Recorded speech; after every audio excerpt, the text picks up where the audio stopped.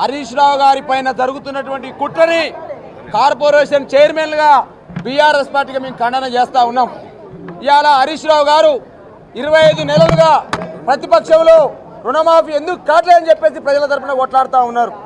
రైతు బంధు ఎందుకు కేట్లేదని చెప్పేసి హరీష్ రావు గారు కొట్లాడుతూ ఉన్నారు. అదేవిధంగా ఇల్టు పాలసీ మీద జరిగినటువంటి దాని మీద కొట్లాడుతూ ఉన్నారు. అయ్యా రేవంత్ రెడ్డి గారు, మీరు సిట్టు వేస్తే ఇల్టు పాలసీలో జరిగిన అవతవకాల పైన సిట్ వేయాల్సిన అవసరం ఉంది. అదేవిధంగా నైని బొగ్గు గని ఏదైతే ఉందో ఆ బొగ్గు గని యొక్క టెండర్ల పైన సిట్ వేయాల్సిన అవసరం ఉంది. ఇవాళ హరీష్ రావు గారేమో ప్రజల కోసం కొట్లాడుతూ ఉంటే వీళ్ళ మంత్రులు మాత్రం దేనికోసం కొట్లాడుతూ ఉన్నారు. ఒక ఆయనేమో వెన్సన్ అనే కంపెనీకి ఎందుకు నైని బొగ్గు బాగు టెండర్ ఇస్తామని చెప్పేసి కొట్లాడుతూ ఉన్నారు. ఒక ఆయనేమో మెగాకి ఎందుకు ఇస్తామని చెప్పేసి ఒక మంత్రి కొట్లాడుతూ ఉన్నాడు. ఒక ఆయన సుశీల్ ఇన్ఫ్రాకి ఎందుకు ఇస్తామని చెప్పి ఒక మంత్రి కొట్లాడుతూ ఉన్నారు.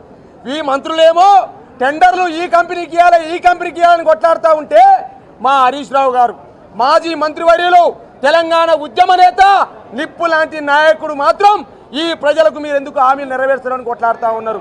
ప్రజల కోసం ప్రజల హామీల కోసం కొట్లాడుతున్న నాయకుల మీద సిట్లేస్తూ ఉన్నారు. కంపెనీలలో వాటాల కోసం కంపెనీలకు టెండర్లు కావాలన్నటువంటి నాయకులకు మాత్రం వాళ్ళేమో పరదాలు చేస్తూ ఉన్నారు, కార్పెట్లు వేస్తూ ఉన్నారు.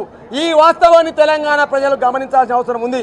6 అడుగుల బుల్లెట్టుగా నీతిగల నాయకుడుగా రుణమాఫీ ఎందుకు చేస్తలేమంటే సిద్దిపేటలో క్యాంపు కార్యాలయం మీద దాడి చేస్తారు, అత్యాయత్నం చేసే ప్రయత్నం చేస్తారు.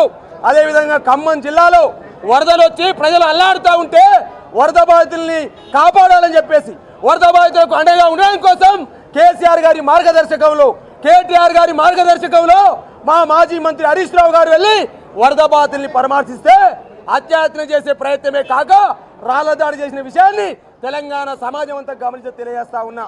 అయ్యా ఇవాళ వాస్తవాలు గమనించుకోరి. ఇవాళ వాస్తవాలు ఏంటంటే ఇవాళ ధరణిలో లక్షల కోట్లు కుంభకోణం అన్నారు, ఏమైనా తేల్చిర్రా తేల్చలేరు. కాళేశ్వరంలో కుంభకోణం అన్నారు, ఏమైనా తేల్చిర్రా తేల్చలేరు. ఫోన్ ట్యాపింగ్ అని చెప్పేసి ఇలా కొత్తది తీసుకొస్తా ఉన్నారు. ఇవాళ మీరు ఎన్ని ఋతురాగాలు లాంటి ఎన్ని డైలీ సీరియల్ తెలుగు సీరియల్ తీసుకొచ్చినా నిప్పు లాంటి నాయకుల మీద మచ్చ ఉండదు, సూర్యుడి పైన ఉమ్మేస్తే మీ మీదనే పడతని చెప్పేసి కూడా హెచ్చరికలు జారీ చేస్తూ ఉన్నాం. ఇవాళ తెలంగాణ సమాజమే కాదు, మేధావి సమాజమే కాదు, కవులు కళాకారులే కాదు, జర్నలిస్టులే కాదు, న్యాయవాదులే కాదు, ప్రతి తెలంగాణ ఉద్యమకారుడు ప్రతి తెలంగాణ బిడ్డ బీఆర్ఎస్ పార్టీ వెనకాల హరీష్ రావు వెనకాల ఉన్నదనే వాస్తవాన్ని ఇలా గమనిస్తూ ఉన్నారు. ఇవాళ 100కు 100% హరీష్ రావు గారు ఇలా ఏ తప్పు చేయకపోయినా ఇవాళ నీ యొక్క ఇల్టు పాలసీ మీద ధ్వజమెత్తుందని, అదేవిధంగా ఎస్యూ భూకుంభకోణం మీద మాట్లాడుతుందని, అదేవిధంగా గ్రీన్ ఫీల్డ్ హైవేలో జరిగిన అక్రపాలెం మాట్లాడుతుందని, అదేవిధంగా ఇవాళ దేవాలయ శాఖ అండి, దేవాలయ శాఖ కొండ సురేఖ ఆధ్వర్యంలో ఉంటుంది. ఆ దేవాలయ శాఖలో టెండర్లు కూడా పొంగిలేసిన పంచుకుంటా ఉన్నాడు. నీ మంత్రి ఇన్ఛార్జి మంత్రిగా ఉన్న మంత్రి సురేఖ తెలవకుండా ప్రెస్ మీట్లు పెడతా ఉన్నారు. గది జరుగుతుందని చెప్పేసి పత్రికలు పుంకాలు చెప్తా ఉన్నవి. ఇవాళ సినిమా మంత్రికి మా జిల్లా మంత్రి పాపం కోమరెడ్డి వెంకరెడ్డి సీనియర్ మంత్రి పాపం ఆయన తెలవకుండా సినిమా టికెట్లు రేట్లు పెరుగుతూ ఉన్న పరిస్థితి కనపడతా ఉంది. ఈ రాష్ట్రంలో ఏం జరుగుతూ ఉంది? ఈ రాష్ట్రంలో మంత్రుల మధ్య సయోధ్య ఉందా? ఈ రాష్ట్రంలో మంత్రుల మధ్య సయోధ్య లేదు, వాటాల మధ్య మాత్రమే పంచాయతీ జరుగుతూ ఉంది. ఈ వాటాల మధ్యన సిట్ చేయాల్సిన అవసరం ఉంది. ఇలా జరుగుతున్న అన్యాయం మీద సిట్ చేయాల్సిన అవసరం ఉంది, జరుగుతున్న అవినీతి మీద సిట్ చేయాల్సిన అవసరం ఉంది. అదేవిధంగా మేడారం జాతరలో జరిగిన టెండర్ల పైన సిట్ చేయాల్సిన అవసరం ఉంది. సిట్టు హరీష్ రావు మీద కాదు, ఈ రేవంత్ రెడ్డి బామ్మర్ది సుజన్ రెడ్డి యొక్క ఏదైతే సోదా కంపెనీ ఉందో ఆ సోదా కంపెనీ జరిగిన టెండర్ల పైన సిట్ చేయాల్సిన అవసరం ఉంది. సిట్టు దీని మీద వేయాలి.